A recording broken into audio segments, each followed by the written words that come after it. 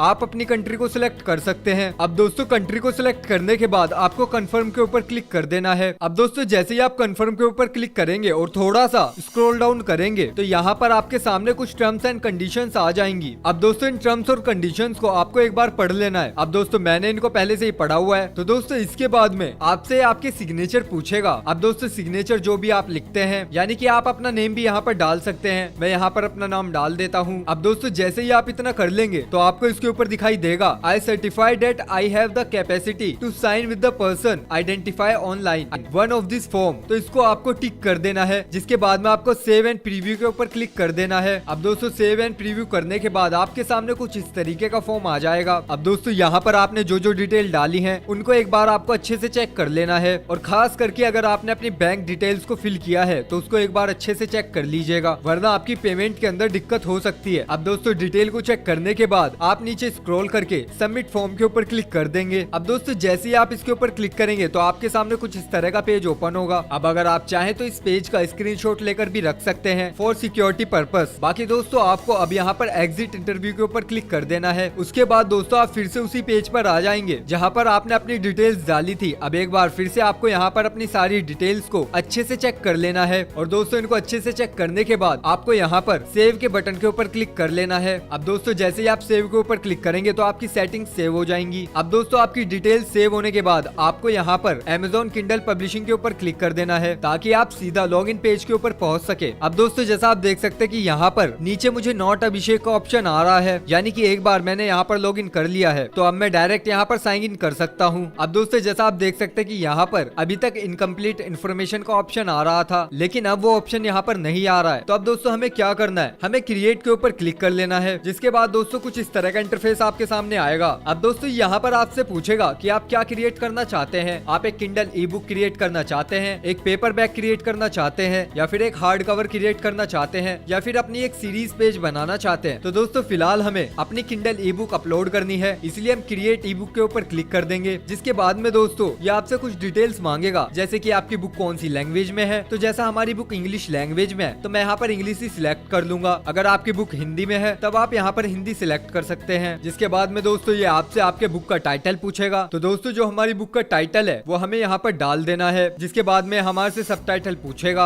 अब दोस्तों इस सबटाइटल का ऑप्शन ऑप्शनल है, अगर आप इसको चाहें तो डाल सकते हैं, वरना आप इसको स्किप भी कर सकते हैं। तो फिलहाल मैं इसको स्किप कर दूंगा। अब दोस्तों इसके बाद में आपसे आपकी सीरीज के बारे में पूछेगा। अगर ये आपकी सीरीज है, सीरीज मतलब आगे जिसके पार्ट पे पार्ट आएंगे, तो अगर ये आपकी सीरीज है तो आप ऐड सीरीज डिटेल्स के ऊपर क्लिक करके इसके अंदर अपनी सीरीज का नाम और सीरीज नंबर लिख सकते हैं। अब दोस्तों ये भी ऑप्शनल है, मेरी सीरीज नहीं है इसलिए मैं इसको भी स्किप कर दूंगा। अब दोस्तों इसके नीचे ये आपसे एडिक्शन नंबर पूछेगा, मतलब कि दोस्तों एडिक्शन नंबर भी वही है कि अगर आप इसको पार्ट में कन्वर्ट करेंगे, मतलब कि आप इसको कई बार डालेंगे तब आप वो यहाँ पर डाल सकते हैं। पर दोस्तों मेरी स्टोरी जो है वो सिंगल पार्ट में रहेगी, तो इसको भी मैं यहाँ पर छोड़ दूंगा। अब दोस्तों इसके नीचे ये ऑथर का नाम आपसे पूछ रहा है, तो यहाँ पर आप अपना नाम डाल देंगे। अब दोस्तों इसके नीचे ये आपसे कंट्रीब्यूटर्स के बारे में पूछेगा, मतलब कि दोस्तों अगर इस बुक को लिखने में आपकी किसी ने मदद की है तो उसका नाम आप यहाँ पर डाल सकते हो, लेकिन हमने तो चैट जीपीटी से बुक लिखवाई है इसलिए हम इसको भी यहाँ पर छोड़ देंगे। अब दोस्तों इसके नीचे आता है डिस्क्रिप्शन। डिस्क्रिप्शन आप 4000 वर्ड्स का लिख सकते हैं, और दोस्तों मैं तो आपको सलाह दूंगा कि आप जितनी भी बड़ी डिस्क्रिप्शन लिख सकते हैं लिखिए। दोस्तों आपको डिस्क्रिप्शन के अंदर ये बताना है कि आपकी जो ई बुक है वो किस बारे में है, उसके अंदर आपने किस बारे में बात की है। अब दोस्तों ऐसा लिखने से जो आपके बायर्स होंगे उन्हें इजी रहेगा ये समझने में कि वो किस चीज को बाय कर रहे हैं। तो दोस्तों ये काफी ज्यादा इंपॉर्टेंट है, तो इसको आप अच्छे से फिल कर दीजिएगा। तो फिलहाल मैं तो आपको समझाने के लिए कर रहा हूँ, तो मैं यहाँ पर अभी कुछ भी फिल कर लेता हूँ। तो ठीक है दोस्तों, मैंने यहाँ पर थोड़ा सा फिल कर लिया है, आपको अच्छे से फिल करना है। मैंने तो ऐसे ही आपको दिखाने के लिए इसको फिल कर दिया है। अब दोस्तों इसके बाद आपको यहाँ पर ऑप्शन मिलेगा पब्लिशिंग राइट्स का। तो दोस्तों अगर आपने इस बुक को खुद लिखा है तब आप इसमें पहले वाले ऑप्शन के ऊपर क्लिक कर लेंगे, जिसके अंदर लिखा हुआ है I own the copyright and I hold the necessary publishing right. मगर दोस्तों अगर आपने इसका कहीं से आइडिया लिया है या फिर आपने कहीं और से इसकी कॉपी की है, तब आप इसके नीचे वाला ऑप्शन क्लिक कर सकते हैं। तो यहाँ पर हमने किसी का कॉपी नहीं किया है, हमने चैट जीपीटी से लिखवाया है, इसलिए हम पहले वाले ऑप्शन के ऊपर यहाँ पर क्लिक कर लेंगे। अब दोस्तों इसके नीचे कीवर्ड्स के ऑप्शन आ जाएंगे। जैसा आपको पता ही होगा कि कीवर्ड काफी ज्यादा इंपॉर्टेंट होता है। अब दोस्तों कीवर्ड्स के अंदर आप अपनी स्टोरी से रिलेटेड कुछ भी लिख सकते हैं, जैसे कि जो मेरी स्टोरी है वो कॉमिक बुक से रिलेटेड है। तो सबसे पहले तो मैं यहाँ पर अपना नाम लिख देता हूँ, ताकि जब भी कोई मेरा नाम सर्च करे तो उसे मेरी बुक दिखाई दे जाए। अब मैं यहाँ पर लिख देता हूँ कॉमिक बुक, यहाँ पर मैं अपनी स्टोरी का टाइटल डाल देता हूँ। अब दोस्तों ऐसे ही आपको अपनी स्टोरी से रिलेटेड और भी बहुत सारे कीवर्ड्स डाल देने हैं, जिससे आपकी स्टोरी या फिर आपकी ई बुक शेयर हो सके। और दोस्तों ऐसे ही आपको अपनी स्टोरी से रिलेटेड कीवर्ड्स फिल कर देने हैं, ताकि जब भी कोई अमेज़न के ऊपर सर्च करे तो आपकी स्टोरी या फिर आपकी ई बुक वहाँ पर शो हो सके। तो दोस्तों एक बार आप अच्छे से सोच समझ कर इसको फिल कर लीजिएगा। मैं अभी आपको समझाने के लिए फिलहाल इसको कर देता हूँ। अब दोस्तों कीवर्ड डालने के बाद आपको यहाँ से अपनी बुक की कैटेगरी सिलेक्ट कर लेनी है। तो जैसे ही आप सेट कैटेगरी के ऊपर क्लिक करेंगे तो यहाँ पर आपके सामने बहुत सारे ऑप्शंस आ जाएंगे। तो जिस भी पर्पस की आपकी बुक है उसको आपको यहाँ पर सिलेक्ट कर लेना है। तो जैसे मेरी कॉमिक बुक है तो मैं यहाँ पर इसको comic book and graphic novels के ऊपर सिलेक्ट कर लूंगा। जैसे ही हमने इसके ऊपर क्लिक किया है तो बहुत सारे ऑप्शंस हमारे सामने खुलकर आ गए हैं। अब दोस्तों इनके अंदर जिस भी कैटेगरी की हमारी बुक है उसको हमें ढूंढकर सिलेक्ट कर लेना है। तो दोस्तों यहाँ पर मैं जर्नल सिलेक्ट कर लूंगा। आप जिस भी कैटेगरी को सिलेक्ट करना चाहते हैं आप सिलेक्ट कर सकते हैं, जिसके बाद में आपको सेव के ऊपर क्लिक कर देना है। अब दोस्तों इसके नीचे आपको ऑप्शन दिखेगा एज और ग्रेड रेंज का, यानी कि दोस्तों इसका मतलब है कि अगर आप अपनी ई बुक के अंदर कोई एडल्ट वगैरह चीज लिख रहे हैं तो आप उसकी यहाँ पर रेंज सिलेक्ट कर सकते हैं कि किस एज के लोग या फिर किस एज के बच्चे आपकी ई बुक को पढ़ सकते हैं। तो दोस्तों मेरी जो स्टोरी है वो बच्चों से रिलेटेड है, तो मैं यहाँ पर सर्च कर लूंगा बेबी से लेकर 15 साल के बच्चे तक मैं यहाँ पर सिलेक्ट कर लेता हूँ। वैसे दोस्तों ये ऑप्शनल है, अगर आप इसको चाहें तो फिल कर सकते हैं, वरना आप इसको छोड़ भी सकते हैं। अब दोस्तों इसके नीचे यूएस ग्रेड का ऑप्शन है, यानी कि जो यूएस के बच्चे हैं वहाँ पर उनको कितना ग्रेड चाहिए इस बुक को रीड करने के लिए, मतलब कि क्लास के अकॉर्डिंग 6, 7। अब दोस्तों ये भी ऑप्शनल है, मुझे इसके अंदर कुछ खास नहीं लगा तो इसको मैं ब्लैंक छोड़ देता हूँ। जिसके बाद दोस्तों यहाँ पर आता है प्री ऑर्डर का ऑप्शन। अब दोस्तों अगर आप प्री ऑर्डर के ऑप्शन को अनेबल करना चाहते हैं, मतलब दोस्तों pre order in the sense की अगर आप ये चाहते हैं कि आपकी बुक को पहले ही ऑर्डर कर लिया जाए और बाद में वो लोग उसको बाय कर सके, तो आप उसको अनेबल कर सकते हैं। लेकिन दोस्तों मैं I am ready to release my book के ऊपर क्लिक कर दूंगा, बिकॉज मैं ये चाहता हूँ कि वो इमीडिएटली पब्लिश हो जाए। तो दोस्तों इन डिटेल्स को आपको कुछ इस तरीके से फिल करना होगा, जिसको फिल करने के बाद आप नीचे सेव एंड कंटिन्यू के ऊपर क्लिक कर देंगे। अब दोस्तों जैसे ही आप इसके ऊपर क्लिक करेंगे तो कुछ इस तरह का पेज आपके सामने खुलकर आ जाएगा। अब दोस्तों ये पेज ओपन हो चुका है। अब दोस्तों यहाँ पर DRM के बारे में लिखा हुआ है, मतलब कि अगर आप इसके ऊपर क्लिक कर देते हैं तो आपकी बुक को कोई कॉपी नहीं कर पाएगा और आपको इसके पूरे राइट्स मिल जाएंगे। अब दोस्तों इसके नीचे आपको अपलोड ई बुक मैन्यूस्क्रिप्ट का ऑप्शन दिखाई देगा। अब दोस्तों यहाँ पर आपको अपनी ई बुक जो आपने चैट जीपीटी से लिखवाई है उसको आपको यहाँ पर अपलोड कर देना है। अब दोस्तों यहाँ पर ध्यान देने वाली बात यह है कि ये जो ई बुक लेता है वो DOC और DOCX फाइल को सपोर्ट करता है। तो दोस्तों मेक श्योर कि आपकी जो बुक है वो DOC या फिर DOCX फाइल फॉर्मेट में हो। तो दोस्तों दोस्तों अब यहाँ से आपको अपनी ई बुक को इसके अंदर अपलोड कर देना है। तो दोस्तों चलिए अपनी ई बुक को इसके अंदर अपलोड कर देते हैं। जैसे ही आप इसके ऊपर क्लिक करेंगे तो ये आपके सामने आपकी फाइल को खोल देगा। जहाँ पर भी आपकी ई बुक पड़ी हो वहाँ पर जाकर आप उसको यहाँ पर अपलोड कर सकते हैं। अब दोस्तों यहाँ पर आपको थोड़ा सा टाइम लग सकता है, ये डिपेंड करता है आपके इंटरनेट कनेक्शन के ऊपर। तो दोस्तों जैसा आप देख सकते हैं कि हमारी बुक यहाँ पर अपलोड हो चुकी है। अब दोस्तों इसके नीचे आपको ऑप्शन मिलेगा इसका कवर क्रिएट करने का। दोस्तों आपको कवर के बारे में तो पता ही होगा, जब भी आपकी कोई बुक सर्च करेगा या फिर किसी को आपकी बुक दिखेगी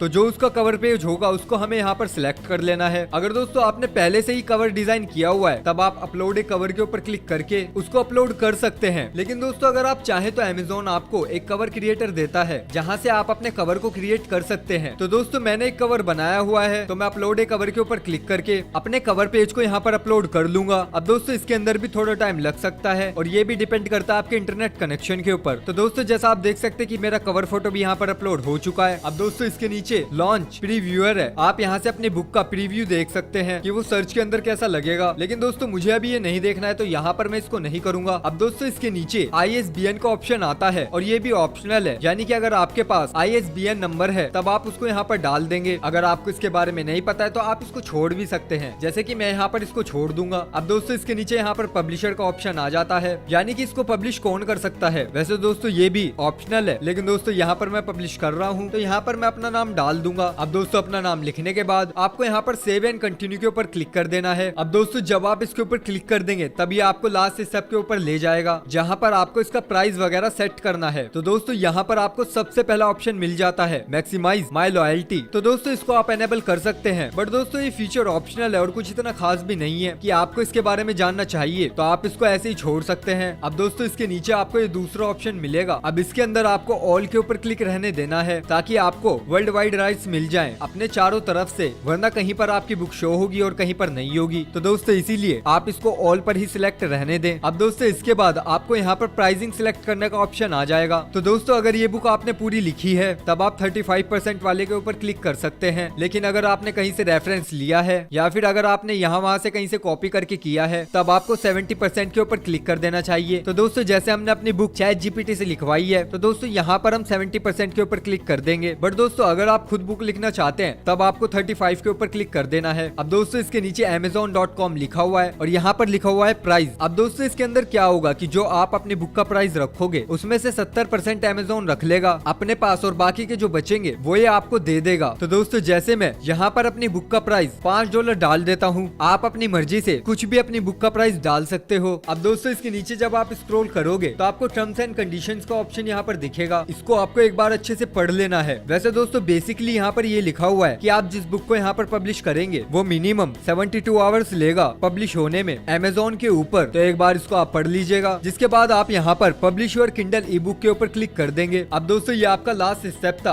अब इसके बाद जो आपकी बुक है वो रिव्यू होने के लिए Amazon किंडल ऐप के पास चली जाएगी। अब दोस्तों आपकी बुक कुछ इस तरह से यहाँ पर दिखेगी, पहले आपका टाइटल आएगा और फिर ऑथर का नाम यानी कि आपका नाम यहाँ पर लिखा हुआ आएगा और फिर उसके बाद इस बुक का कितना प्राइस है वो यहाँ पर लिखा हुआ आएगा और उसके बाद यहाँ पर आपकी बुक का कवर शो होगा। और दोस्तों इसके नीचे आपको यहाँ पर लिखा हुआ आ रहा है कि ये 72 आवर्स लेगा आपकी बुक को पब्लिश करने के लिए। यहाँ से आप इसको डन कर सकते हैं, जिसके बाद आप इसके ऊपर क्लिक कर सकते हैं, जिसके बाद अब आप क्लोज के ऊपर क्लिक कर सकते हैं। जैसा दोस्तों अब आप यहाँ पर देख सकते हैं कि फिलहाल आपकी बुक यहाँ पर रिव्यू के अंदर है, 72 घंटे लगेंगे इसको Amazon के ऊपर पब्लिश होने में। तो दोस्तों इस तरह आप ChatGPT से बुक लिखवा कर Amazon के ऊपर अपलोड कर अच्छे खासे पैसे अपनी बुक को बेचकर कमा सकते हैं। इसके अंदर ना आपको ज्यादा टाइम लगाना पड़ा। और दोस्तों अच्छी बात यह है कि एक बार जब आप Amazon Kindle के ऊपर अपना अकाउंट क्रिएट कर लोगे तब आपको इतना ज्यादा टाइम नहीं लगेगा अपनी बुक को Amazon Kindle के ऊपर पब्लिश करने में। बस आपको ChatGPT से अपनी बुक को लिखवाना है, उसको अच्छे से डिजाइन करना है और यहाँ पर आकर उसको पब्लिश कर देना है। और फिर दोस्तों जब भी कोई आपकी बुक खरीदेगा तो उसका पैसा डायरेक्ट आपके बैंक अकाउंट में आ जाएगा। तो दोस्तों ये थी हमारी आज की वीडियो। आई होप आपको इन्फॉर्मेशन पसंद आई होगी और अगर आपको इन्फॉर्मेशन पसंद आई है तो प्लीज आज चैनल को सब्सक्राइब कर दो, वीडियो को लाइक कर दो। मिलते हैं बहुत जल्द आपसे अगली वीडियो में, तब तक के लिए बाय बाय, अपना ख्याल रखिएगा।